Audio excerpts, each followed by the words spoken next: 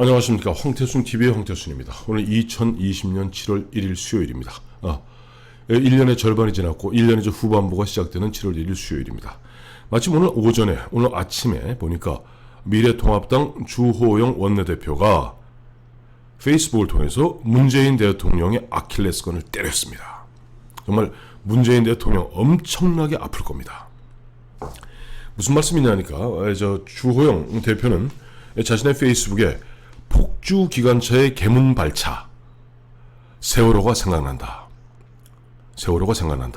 라는 장문이라면 장문이죠. 대략 한 2,000자가량의 보면은 페이스북에 글을 올렸는데 쭉 한번 읽어보니까 정말 전적으로 공감할 수밖에 없습니다.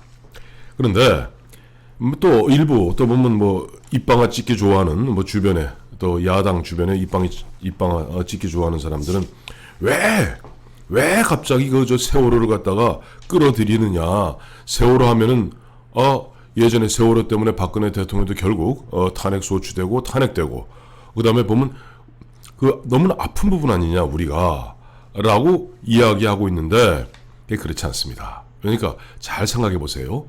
2017년 3월 10일 당시 박근혜 대통령 헌법재판소에서 박근혜 대통령에 대한 탄핵이 결정됐습니다. 기억나시죠?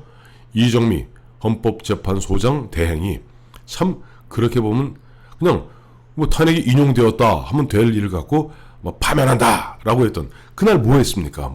당시 문재인 전 대표 뭐 했습니까? 달려가서 얘들아 고맙다 너희들은 나에게 별이 되었단가? 갖다가 탁 썼죠.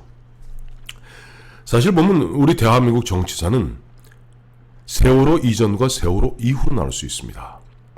세월호는 사실 엄격한 의미로 보면 해상 교통사고예요. 해난 교통사고입니다. 근데 이것을 갖다 정치 문제로 만들었던 것이 좌파 민주당이었습니다.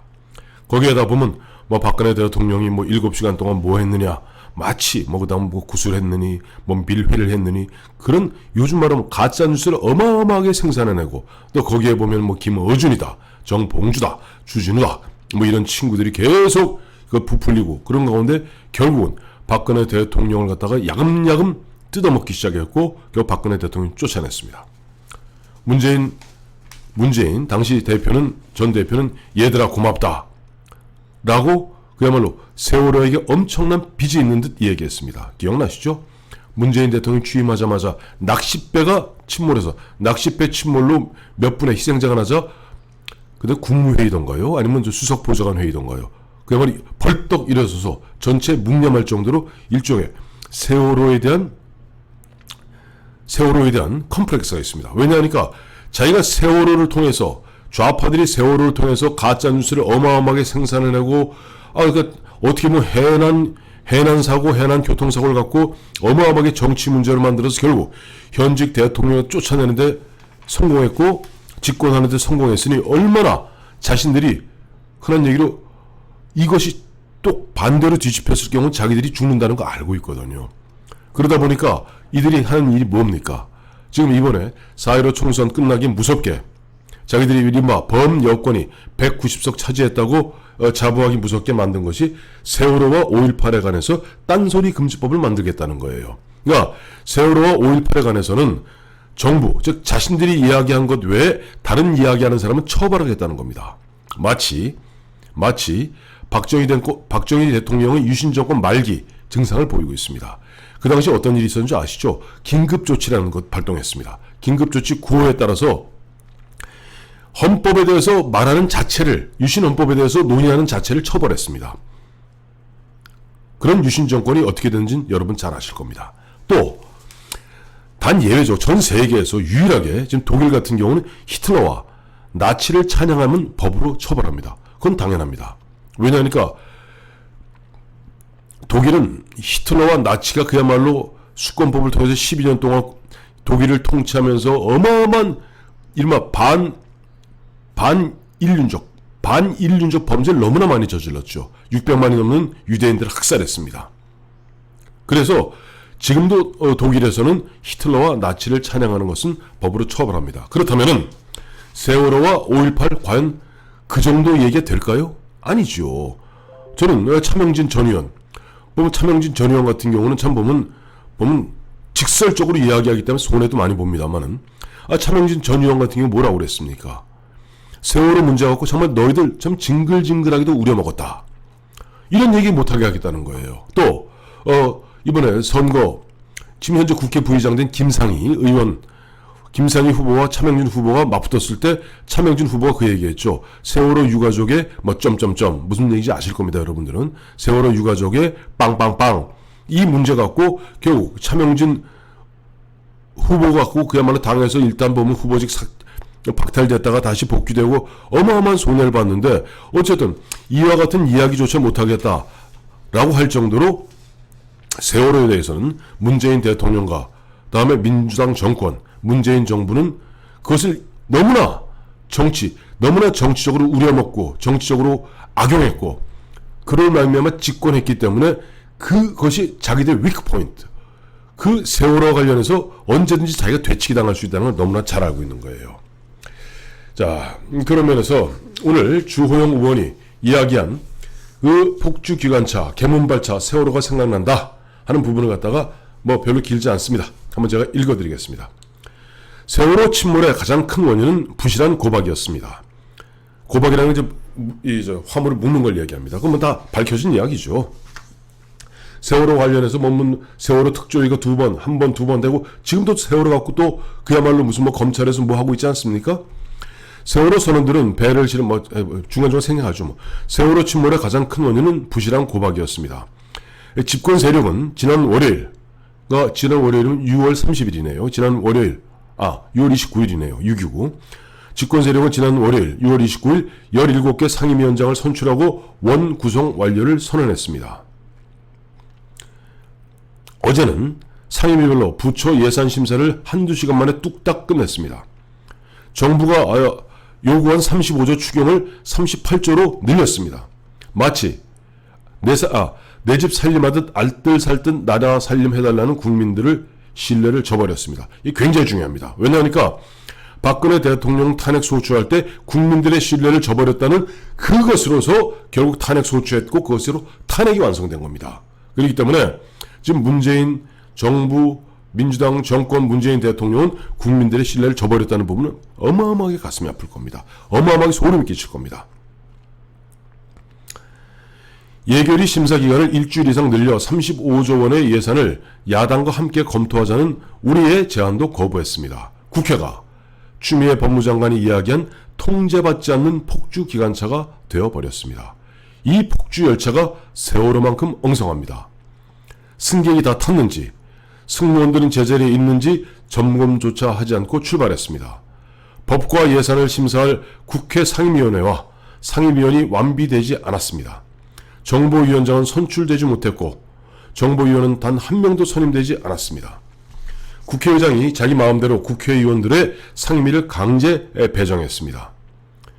상임위원이 국회법에 따라 배정되지 않은 상태에서 이루어진 상임위의 예산 심사는 불법이자 탈법입니다. 이것도 국민들의 신뢰를 저버린 겁니다. 국민들의 신뢰를 저버렸다는 것은 2017년 3월 10일 당시 헌법재판소에서 이정미 헌법재판소장 권한대행을 비롯한 8명의 헌법재판관들이 만장일치로 박근혜 대통령을 탄핵했던 사유가 국민들의 신뢰를 갖다가 배신한, 신뢰를 저버렸다는 그 사유입니다. 잊지 마십시오. 뭔 규정을 그렇게 따지냐? 대충 출발하고 이상이 발견되면 그때 대처하면 되는 거지. 세월호 선원들의 생각이 아마 이랬을 겁니다. 중국 공산당이 절대 해결하지 못하는 딱 한 가지는 당과 정부의 만연한 부정부패입니다. 견제받지 않는 권력, 절대 권력은 절대 부패하기 마련입니다. 야당의 견제를 받지 않는 청와대와 여당, 청와대의 눈치만 보는 행정부, 나태하고 부패할 수밖에 없습니다. 의장과 집권 여당은 난폭하게 개문 발차해놓고 태연자약합니다. 집권 여당 당대표는 이해찬 씨입니다. 집권 여당 당대표는 당장 법을 고쳐서라도 공수처를 하루빨리 출범시키겠다고 우리를 협박했습니다. 집권 세력이 패스트트랙이라는 불법 탈법으로 만들어낸 공수처법은 구멍이 숭숭 나 있습니다. 공수처장의 인사청문회를 하려면 인사청문회 법부터 고쳐야 합니다. 7명의 공수처장 추천위원 가운데 2명을 우리 당이 추천하고 그 2명이 합의해 주지 않으면 공수처장을 선출할 수 없습니다. 제가 말씀드렸던 비토권입니다. 공수처장 선출에서 비토권을 야당이 갖도록 법이 규정하고 있습니다. 그러나 공수처법을 당장 고쳐 야당의 비토권을 빼앗겠다는 게 이해찬 대표의 생각입니다. 즉 뭐냐니까 7명에서 6명으로 그러면 6명이 찬성해야만 공수처장을 추천할 수 있게 돼 있는 것을 아마 미뤄짐작컨대 이해찬 씨 머릿속에는 7명에서 4명, 즉 과반만 넘으면 되는 거 아니냐라고 생각할지 모르겠습니다. 미국 헌법은 물론 우리 헌법도 다수 독재, 다수 횡포를 견제하기 위한 많은 장치들을 장착하고 있습니다. 의석의 51%를 차지한 다수당이 모든 것을 마음대로 결정한다가 의회 운영 원리라면 왜 공수처장을 선출할 때 7명 가운데 6명의 동의를 받도록 했겠습니까? 7명 가운데 4명만 동의하면 과반을 넘기는 것 아닌가요? 민주주의를 설배운, 그러니까 제대로 못 배운 민주주의를 설배운 사람들이 민주화 세력을 자부하는 사람들이 의회 독재에 빠져들었습니다. 의회 과반이면 아무 일이나 다 할 수 있다는 독선에 취해 있습니다. 아무도 제재할 수 없습니다. 국민은 안중에 없습니다. 개문 발차한 21대 국회는 수렁에 처박히고 나서야 폭주를 멈출 것입니다. 세월호는 항해를 마치지 못하고 맹골 수도에서 수많은 억울한 생명을 희생시킨 채 침몰하고 말았습니다. 정말 주호영 미래통합당 원내대표는 지금 사실은 문재인 대통령과 민주당 정권 또 문재인 정부는 가장 세월호 2014년 4월 16일 있었던 세월호 침몰 사태, 침몰 사고를 갖고 정치적으로 철저하게 악용하고 그야말로 국민들을 현혹시키고 국민들을 세뇌시켜서 박근혜 정부를 갖다 흔들었고 결국 박근혜 대통령을 탄핵 소추로 몰았고 박근혜 대통령을 탄핵시키고 감옥에 가두었습니다. 이것은 바로 앞서 말씀드린 대로 바로 국민들의 신뢰를 저버렸다는 그 한 가지 이유 갖고 그러면 박근혜 대통령을 옥에다 가둔 겁니다. 그런데 이번에 보니까 지금 민주당이 하는 행태는 그야말로 세월호 고박도 하지 않고 과적한 상태에서 그 험한 맹골수도를 갖다가 그 당시 선장은 자고 앉았고 그 여성 그 항해사인가요? 항해사가 가다가 급 변침하는 가운데 팽그르르 돌면서 침몰했습니다. 이 모든 그야말로 행태들을 갖다가 지금 민주당 정권, 문재인 정부는 태연자약하게 자행하고 있습니다. 국민들의 신뢰를 갖다 그야말로 깡그리 국민들은 안중에 없습니다. 국민 무시하고 있습니다. 국민들의 신뢰 저버리고 있습니다. 국민들의 신 배신하고 있습니다. 결국 그들이 갈 곳은 어딜까요?